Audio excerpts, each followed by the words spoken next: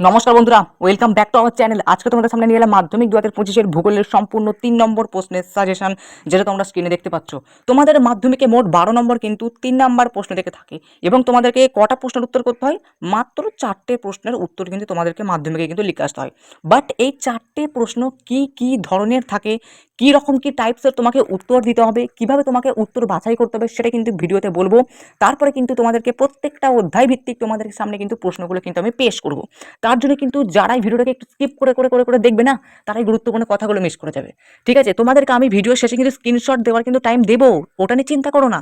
Screenshot বা খাতায় লেখার যে টাইমটা তোমরা চাইছো, সেই টাইমটা আমি তোমাদেরকে শেষে দেবো। কিন্তু সেগুলোকে জানার আগে এগুলো জানো, না হলে তো তোমরা একদম মানে তোমাদের কি বলবো, প্রশ্ন কমন এলেও তোমরা কিন্তু সেগুলোকে অ্যাটেন্ড করতে পারবে না। সেজন্য বলছি এই কথাগুলো ভালো করে মন দিয়ে শোনো, তারপরে কিন্তু সাজেশনগুলো দেখো, তবেই কিন্তু কাজ আসবে, না হলে কিন্তু কোনো কাজে কিন্তু আসবে না।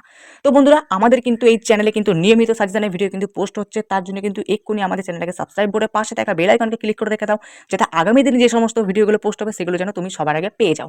তো বন্ধুরা, এর আগে একটা খবর দিয়ে রাখি, যেটা হচ্ছে আমাদের চ্যানেলে কিন্তু বাংলা থেকে শুরু করে ইংরেজি, তারপরে তোমাদের অঙ্ক, ইতিহাস, ভূগোলের বিভিন্ন টাইপসের প্রশ্নের সাজেশন কিন্তু আমাদের চ্যানেলে অলরেডি কিন্তু এর আগে কিন্তু পোস্ট হয়ে গেছে। যারা সেই সমস্ত ভিডিওগুলো দেখোনি, তারা প্লিজ আমি তোমাদেরকে রিকোয়েস্ট করবো, তোমরা নিজেদের মূল্যবান সময় বেছে নিয়ে যখন ফাঁকা পাবে সেই ভিডিওগুলো অবশ্যই কিন্তু দেখে নেবে। কারণ সেই সমস্ত ভিডিওতে যে সমস্ত প্রশ্নগুলি নিয়ে আলোচনা করা আছে, সেই সমস্ত প্রশ্নগুলি কিন্তু মাধ্যমিক পরীক্ষায় কিন্তু আসতে চলেছে। সেজন্য বলছি, নিজেদের সময় বেছে নিয়ে সেই ভিডিওগুলোকে দেখবে এবং সেই সব ভিডিওগুলোতে তোমাদের জন্য কিন্তু স্ক্রিনশট করারও কিন্তু টাইম দেওয়া আছে। তোমরা চাইলে, হয়তো তোমাদের কাছে খাতা বই নেই বা তুমি হয়তো বাইরে আছো, তোমার টাইম কাটছে না, তুমি কিন্তু এই ভিডিওগুলো দেখে কিন্তু তোমার নিজেরও কাজে আসবে, প্লাস তোমার কিন্তু মাধ্যমিকের জন্য কিন্তু প্রিপেয়ার হয়ে যাবে। কারণ তুমি যদি সেই ভিডিওগুলো দেখে যদি তুমি স্ক্রিনশটটা করে রেখে দাও, পরে তুমি যখন সেই টপিকটা পড়বে তখন তুমি সেই কিন্তু স্ক্রিনশট থেকে কিন্তু তুমি সেই প্রশ্নগুলোকে নিয়ে নিতে পারবে। সেজন্য বলছি, নিজের টাইম বেছে নিয়ে ভিডিওগুলো দেখো, ভিডিওগুলো দেখলে তুমি কিন্তু 100% কমন পাবে। বুঝতে পেরেছো? এর পরেও কিন্তু আগামী দিনে সাজেশন পোস্ট হবে, সেইটা নিয়ে কিন্তু কোনো রকম চিন্তা করো না। বুঝতে পেরেছো? চলো ভিডিওটা শুরু করা যাক। আগে বন্ধুরা বলে দিই, তোমাদের কোন চ্যাপ্টার থেকে কি কি প্রশ্ন দিয়েছি সেটাকে বলে দিই, তারপরে বলে দেবো প্রশ্নে কিরকম ধরনের তোমাদের মাধ্যমিকে আসবে। দেখো, বহির্জাত প্রক্রিয়া থেকে দিয়েছি মাত্র 10টা। দেখো বন্ধুরা, প্রচুর প্রশ্ন আছে, কিন্তু তোমরা একটা সহায়িকা বই খোলো, সহায়িকা বই দেখবে কতগুলো প্রশ্ন আছে, তারপর আমার সাথে তুলনা করবে।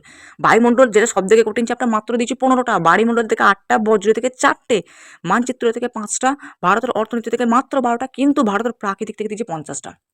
দেখো বন্ধুরা, তোমাদের হার্ড লেভেলের চ্যাপ্টার হচ্ছে দুটো, এক হচ্ছে বায়ুমণ্ডল, এক হচ্ছে ভারতের প্রাকৃতিক। এই দুটো হচ্ছে তোমাদের সব থেকে হার্ড লেভেলের চ্যাপ্টার। কারণ এখান থেকে প্রশ্ন হয়তো একটু তুলনামূলক কম আসে, কিন্তু এখান থেকে কিন্তু তোমাদেরকে 3 নম্বরের একটা প্রশ্ন করতে হয়, প্লাস তোমাদের কি করতে হবে না, এখান থেকে প্রচুর পড়তে হয়। মেন ব্যাপার হচ্ছে এইটা। এবার তুমি বলবে, স্যার আমাকে কিছু প্রশ্ন বলে দিন। দেখো, আমি কিন্তু ভগবান না, আমি কিন্তু সাজেশন বলে দিতে পারি, কোনটা আসবে সেটা বলে দিতে পারি, কিন্তু ভারতের প্রাকৃতিক আর বায়ুমণ্ডল মানে হচ্ছে যেখান থেকে প্রত্যেকটা প্রশ্ন ইম্পর্টেন্ট, কোনটা বাদ দিয়ে তুমি কোনটা পড়বে তুমি নিজে হতভম্ব খেয়ে যাবে। তুমি নিজের সহায়িকা বই যাই থাকুক না কেন, নোট বই, সহায়িকা বই যাই থাকুক না কেন, তুমি খুলে দেখো, তখন তুমি বুঝতে পারো যে হ্যাঁ, কি ধরনের টাইপসের জিনিস এই দুটো চ্যাপ্টার। তো এখান থেকে কিন্তু 50টা প্রশ্ন দিচ্ছি, কোনো প্রশ্ন আমি কিন্তু বাদ দিইনি। যে প্রশ্নগুলো তোমাদের খুঁটিয়ে হয়ে থাকে সেগুলো কিন্তু আমি দিয়েছি।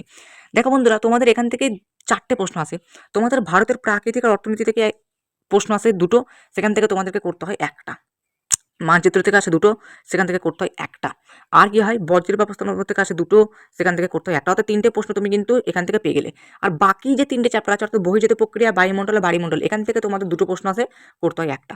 ঠিক আছে, এই হলো প্রশ্নের ধরন। বুঝতে পেরেছো? তো তোমাদের কি হবে না, তোমাদের মোট 4টে বিভাগ থাকবে, 4টে বিভাগ থাকবে।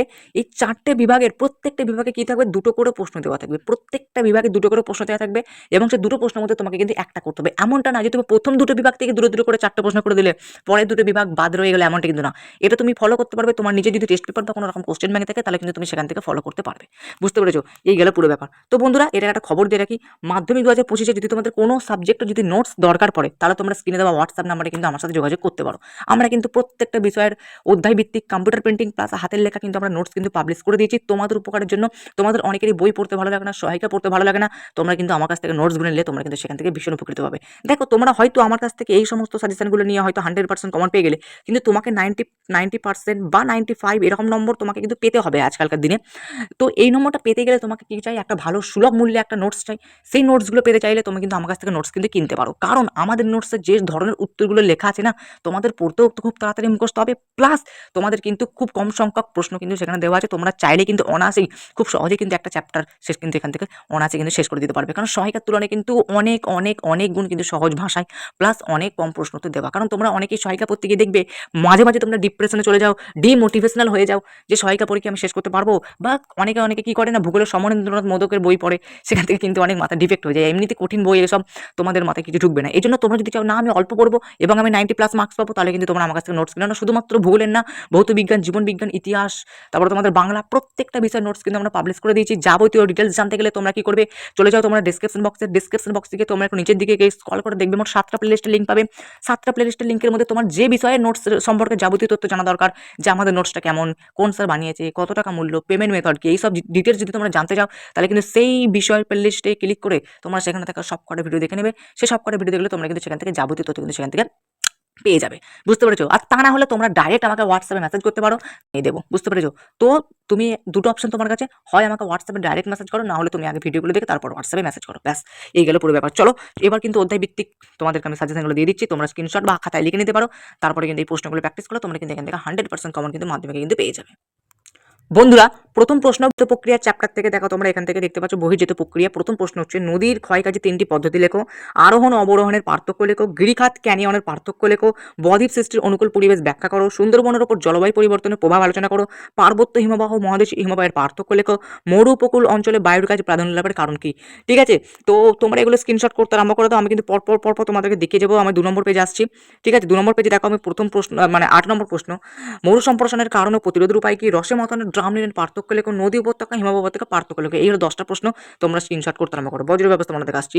বজ্র ব্যবস্থাপনায় কি আছে, 4R পদ্ধতি সংক্ষেপে লেখো। খুব ইম্পর্টেন্ট প্রশ্ন, এই 4টে প্রশ্নের মধ্যে কিন্তু বজ্র ব্যবস্থাপনা এই বছরকার কিন্তু প্রশ্ন আসবে। ঠিক আছে, দুটো প্রশ্ন আছে, একটা করতে হয়, তোমার কিন্তু দরকার একটা প্রশ্ন, সেই হিসেবে কিন্তু সাজেশনটা বানানো। ভাগীরথী হুগলি নদীর উপর বজ্রের প্রভাব আলোচনা করো, কঠিন বজ্রের ব্যবস্থাপনার 3টি পদ্ধতি লেখো, প্রকৃতি অনুসারে বজ্রের প্রকারভেদ আলোচনা করো। মানচিত্রে চলে আসা যাক। উপগ্রহ চিত্রের বৈশিষ্ট্য আলোচনা করো, ভূসমলয় সূর্য সমলয় উপগ্রহের পার্থক্য, উপগ্রহ চিত্রের ব্যবহার গুরুত্ব লেখো, ভূপচিত্রসূচক মানচিত্রের বৈশিষ্ট্যগুলি আলোচনা করো। 5 নম্বর হচ্ছে উপগ্রহ চিত্রের সুবিধা ও অসুবিধা লেখো। এই গেল তোমাদের মানচিত্র টোটাল। তো এবার চলে আসা যাক আমাদের হচ্ছে পরবর্তী অধ্যায়। বন্ধুরা, পরবর্তী টপিক হচ্ছে তোমাদের হচ্ছে বায়ুমণ্ডল। তো বায়ুমণ্ডলের প্রথম প্রশ্ন, বায়ুমণ্ডলের বৈশিষ্ট্যগুলি কি কি, ট্রোপোস্ফিয়ারের গুরুত্ব লেখো, ওজোন স্তর ধ্বংসের কারণগুলি কি কি, ওজোন স্থর ধ্বংসের ফলাফল লেখো। তোমরা কিন্তু স্ক্রিনশট করতে আরম্ভ করে দাও।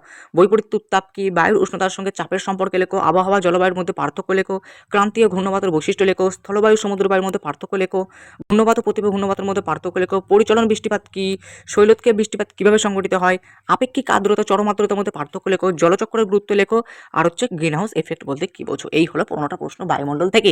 ঠিক আছে, পরবর্তী টপিক আসা যাক, সেটা হচ্ছে বায়ুমণ্ডল। বায়ুমণ্ডল থেকে মাত্র দিয়েছে 8খানা প্রশ্ন।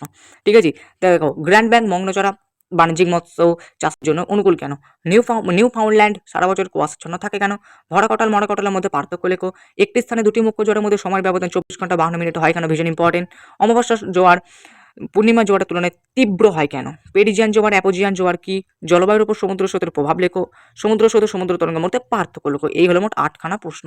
ঠিক আছে, এবার চলে আসছে ভারতের প্রাকৃতিক পার্ট, যেটা সব থেকে ভাইটাল পার্ট। 50টা প্রশ্ন এখান থেকে দিয়েছে। আমি এখান থেকে তোমাদেরকে কিছু ইম্পর্টেন্ট প্রশ্ন বলে দেবো, যে ইম্পর্টেন্ট প্রশ্নগুলো তোমাদেরকে কিন্তু এখান থেকে পড়তে হবে। দেখো, আমি তোমাদেরকে প্রথম বলে দিচ্ছি, কিছু প্রশ্ন তোমরা এখান থেকে বাদ দিয়ে দাও। যেমন এই যে প্রথম 6টা প্রশ্ন, এই 6টা প্রশ্ন তোমরা কিন্তু পুরোপুরি বাদ দিয়ে দাও। এই জন্য কিন্তু ভিডিওটা প্রথম থেকে শেষ পর্যন্ত দেখতে বলি। ঠিক আছে, এই জন্যই যারা দেখবে না তারা এই জিনিসগুলো মিস করে যাবে। তোমরা দেখছো, তোমরা বুঝতে পারবে। এই 6টা প্রশ্ন বাদ দিয়ে দাও। ঠিক আছে, খাতায় এখন স্ক্রিনশট করে নাও, এগুলো বাদ দিতে বলছি। দেখো, সাথে দেখা প্রশ্ন, ভারতের জনজীবন হিমালয় পর্বতমালা গুরুত্ব লেখো, উত্তর ভারতের বিশাল সমভূমির বৈশিষ্ট্য লেখো, খাদার ও ভাঙর কি, ডেকান ট্র্যাপ, মালনাদ ময়দান, প্রত্যেকটা প্রশ্ন ইম্পর্টেন্ট এখান থেকে। ঠিক আছে, এগুলো কিন্তু তোমাদের 2 নম্বর প্রশ্নের ক্ষেত্রে চলে যায়, কিন্তু তোমাদের 3 নম্বরের ক্ষেত্রে আসতে পারে। এই যে মালনাদ ময়দান, এগুলো কিন্তু পার্থক্য আসতে পারে, যে মালনাদ ময়দান বলতে কি পার্থক্য লেখো। তাহলে তোমাদেরকে মালনাদ ময়দানটা আগে কি সেটাকে জেনে নিতে হবে।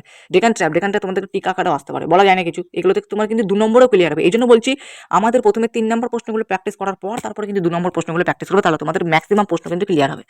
ঠিক আছে, পূর্বঘাট পর্বতমালা পশ্চিমঘাট পর্বতমালার মধ্যে পার্থক্য লেখো, ভারতের জনজীবনের দ্বীপ সমূহের প্রভাব লেখো, ভারতকে নদীমাতৃক দেশ বলা হয় কেন, উত্তর ভারতের নদীগুলি বন্যাপ্রবণ হয় কেন, দক্ষিণ ভারতের অধিকাংশ নদী পূর্ব বাহিনী কেন, ভারতের পশ্চিমবাহিনী নদীগুলি মোহনায় বদ্বীপ গঠিত হয়নি কেন। এটা কিন্তু ঘুরিয়ে আসতে পারে। ঠিক আছে, যে ভারতের পূর্ব বাহিনী নদীগুলোর মোহনায় বদ্বীপ গঠিত হয়নি কেন, বা পূর্ববাহিত নদীগুলোর বদ্বীপ গঠিত হয়েছে কেন। সিন্ধু নদী গতিপথ বর্ণনা করো, ব্রহ্মপুত্র নদী গতিপথ বর্ণনা করো। এগুলো আসে না, তবুও কিন্তু তোমাকে পড়তে হবে। এগুলো কিন্তু বড় প্রশ্ন, 2 নম্বর প্রশ্ন, কিন্তু শর্ট প্রশ্ন কিন্তু ক্লিয়ার হবে। জলসম্পদ সংরক্ষণের প্রয়োজনীয়তা কি, ভারতের জনজীবন নদীর প্রভাব লেখো, প্লাবন খাল নিত্যবাহ খাল বলতে কি বোঝো, বৃষ্টির জল কিভাবে সংরক্ষণ করা যায়, বহুমুখী নদী পরিক্রমার উদ্দেশ্যগুলি কি লেখো। এগুলো কিন্তু পড়বে। এগুলো পড়লে কি হবে, তোমাদের অন্যান্য যে মার্কসের নাম্বারগুলো থাকে, অর্থাৎ অন্যান্য মার্কসের যে প্রশ্নগুলো থাকে, সেগুলো কিন্তু তোমরা এখান থেকেও কিন্তু কভার করতে পারবে। বুঝতে পারলে? আচ্ছা, পরবর্তী টপিক, হ্যাঁ, ঠিক আছে। জলবিভাজিকা ব্যবস্থাপনার উদ্দেশ্যগুলি লেখো। ভারতের জলবায়ুর উপর বৈচিত্র্যের পরিচয় দাও। ঠিক আছে। ভারতের জলবায়ুর উপর হিমালয় পর্বতমালা প্রভাব লেখো। করমণ্ডল উপকূল হলে বছরে দুবার বৃষ্টিপাত হয় কেন? দক্ষিণ পশ্চিম মৌসুমী বায়ু শরৎকালে প্রত্যাবর্তন করে কেন? ভারতের শীতকাল শুষ্ক হয় কেন? ভারতের মৃত্তিকা শ্রেণীবিভাগ করো। এটা বড় প্রশ্ন আসতে পারে। ঠিক আছে। ভারতের কৃষিকাজের উপর মৃত্তিকার প্রভাব আলোচনা করো। কৃষ্ণ মৃত্তিকার বৈশিষ্ট্য লেখো। ভারতের কৃষিতে পলিমারের প্রভাব লেখো। ল্যাটেরাইট মৃত্তিকার বৈশিষ্ট্য, মৃত্তিকা ক্ষয়ের পদ্ধতি, ভারতের মৃত্তিকা ক্ষয়ের প্রভাব, পার্বত্য মৃত্তিকার বৈশিষ্ট্য, ভারতের স্বাভাবিক উদ্ভিদের শ্রেণীবিভাগ, জলবায়ু, ভারতের স্বাভাবিক উদ্ভিদের বন্টন কিরূপ বিস্তার করে। ম্যানগ্রোভ বনভূমির বৈশিষ্ট্য লেখো। শুষ্ক পর্ণমোচী বনভূমির বৈশিষ্ট্য লেখো। মরুভূমির উদ্ভিদের বৈশিষ্ট্য, ভারতের বনভূমি সংরক্ষণের প্রয়োজন কেন? সামাজিক বনসৃজনের উদ্দেশ্য কি কি? হিমালয় পার্বত্য অঞ্চলের উদ্ভিদের পরিচয় দাও। কৃষি বনসৃজনের উদ্দেশ্য লেখো। সামাজিক বনসৃজনের মধ্যে পার্থক্য লেখো। ভারতের বনভূমি ক্রমশ সংকুচিত হচ্ছে না কেন? দেখো আমি খুব স্পিডে বলে গেলাম, যেহেতু ভিডিওটা অনেক বড় হয়ে গেছে। ঠিক আছে, তোমরা এগুলো স্ক্রিনশট করো। ঠিক আছে, স্ক্রিনশট করে খাতায় লিখবে। পরবর্তী টপিক আমি কিন্তু চলে আসছি তোমাদের জন্য। ভালো করে স্ক্রিনশট করলে করে নাও, বা খাতায় লিখতে চাইলে লিখে নাও। তো ভারতের অর্থনীতি topic, last and final topic. ঠিক আছে, ভারতের উৎপন্ন ফসলের উদাহরণ সহ শ্রেণীবিভাগ করো। ব্যবহারের প্রকৃতি অনুসারে ভারতের উৎপন্ন ফসলের শ্রেণীবিভাগ করো।